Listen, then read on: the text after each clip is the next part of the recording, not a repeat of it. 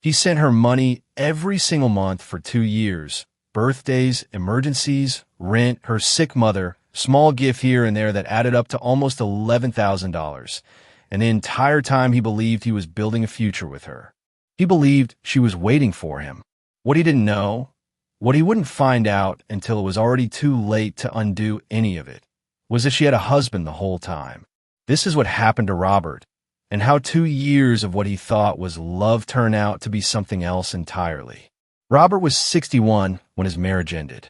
Not dramatically, not with shouting or slammed doors, just a slow drifting apart that had been happening for years before either of them said it out loud. 34 years together. And then one day it was just paperwork and boxes in a house that suddenly felt too big and too quiet. He kept the house. He didn't keep much else that mattered. His kids were grown, scattered across 2 other states, calling on holidays and not much else. He worked in logistics, a steady job, nothing glamorous.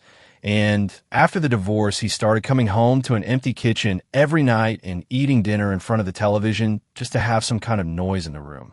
He wasn't looking for anything when he found her. That was the part that made it feel so real to him later, the part he kept coming back to. He joined a Facebook group about the Philippines almost by accident, following a coworker's suggestion that he should think about retiring somewhere his pension would actually stretch. He was just scrolling, just curious, when he saw her comment on a post about a local market. Something about the way she wrote, warm, a little playful, made him respond. She responded back, and just like that, they were talking. Her name was Angelica. She was 38. She said, working part-time at a small shop while helping care for her mother.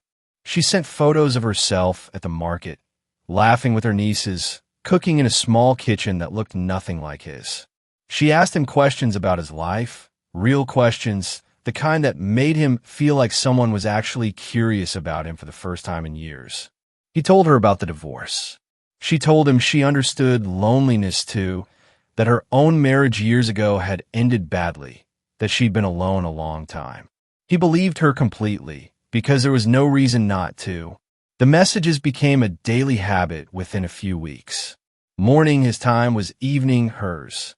He'd wake up to a good morning message waiting on his phone, and something about that small consistency filled a space in his day he hadn't realized was empty.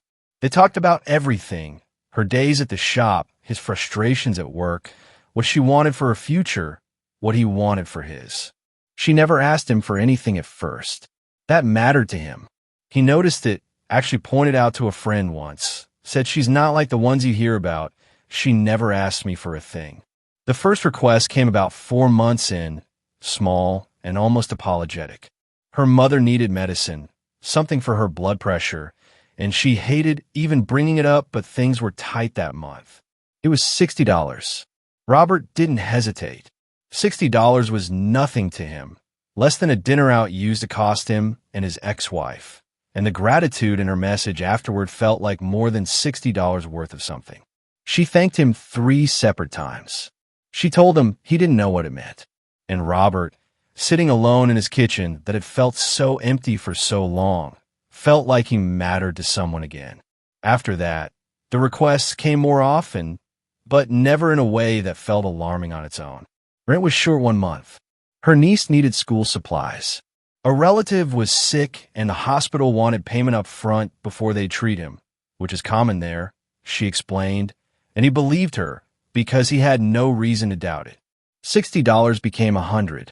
$100 became $200. He never sat down and added it up as one number because it never arrived as one number. It arrived in pieces spread across 2 years, each piece easy to justify on its own. What kept him going wasn't the money leaving his account. It was what came back the other way. The calls, sometimes for an hour at a time, her laugh, the plans they made for when he'd finally visit, the way she talked about their future like it was already decided. She told him she loved him within the first 6 months. He told her the same not long after. He started looking at flights. He started imagining the house he'd retire into, picturing her in it, picturing a version of his life that didn't feel lonely anymore. There were small things, if he was honest with himself later, that should have given him pause. She always had a reason she couldn't video call. Bad signal, she was shy, her phone camera was broken. She never quite settled on a date for his visit. Always something came up first, a family obligation, a work conflict, one more month, and then we'll plan it properly. Whenever he brought up visiting sooner, she'd get quiet, tell him she was scared he wouldn't like her in person, ask him if he really meant all the things he'd said. And every time, he backed off and reassured her instead, because the thought of losing what they had felt worse than the thought of asking too many questions. By the end of the first year, he'd sent almost $5,000. He didn't think of it as a pattern. He thought of it as helping someone he loved through a hard stretch of life, the same way anyone would help a partner. His friend Gary, the one who'd first mentioned the Philippines to him, started asking questions he didn't want to answer. Have you actually met her? Have you seen her on a video call? Robert brushed it off. He told Gary he didn't understand, that things were different there, that Gary was just projecting his own bitterness onto something good. Gary stopped bringing it up. Robert stopped mentioning her as much around him after that. The second year followed the same rhythm, only heavier. A health scare with her mother that needed a procedure. A cousin's wedding contribution, because family here helps family, she told him. That's just how it works. He sent it. He always sent it because every time he pictured saying no, he pictured the conversation going cold, her pulling away, and after everything he'd built with her in his mind, that felt like the greater risk. It was Gary who finally pushed him into checking, not out of suspicion exactly, but out of concern for a friend who seemed to be disappearing into his phone every night. Gary suggested Robert search her name along with the town she said she lived in, just to see. Robert almost didn't do it. Part of him didn't want to know anything that might disturb what he had. But curiosity won out one slow Sunday afternoon, and it took less than 10 minutes to find her. The same face, a different name tagged in photos, a wedding album from 3 years earlier, and a man's arm around her in nearly every picture since. He sat with his phone for a long time before he said anything to her. When he finally asked, carefully, calmly, she didn't deny it right away. She tried to explain it instead, that her husband didn't understand her, that their marriage was empty, that what she felt with Robert was different and real. He wanted to believe that too. Part of him almost did. But the more she talked, the more the explanations layered on top of each other until none of them held together anymore. And somewhere in that conversation, he finally understood that 2 years of what he'd called love had actually been something else, something with a much simpler explanation underneath it. He never got an apology that felt honest. The messages slowed down after that night, then stopped within a week. Just like that, the daily good mornings were gone, and Robert was back to a quiet kitchen, alone with $11,000 he'd never see again, and 2 years he couldn't get back either. He doesn't blame the Philippines for what happened. He's clear about that now, whenever he talks about it all. It wasn't the place, it was the story he needed to believe, the story of someone out there who was waiting just for him.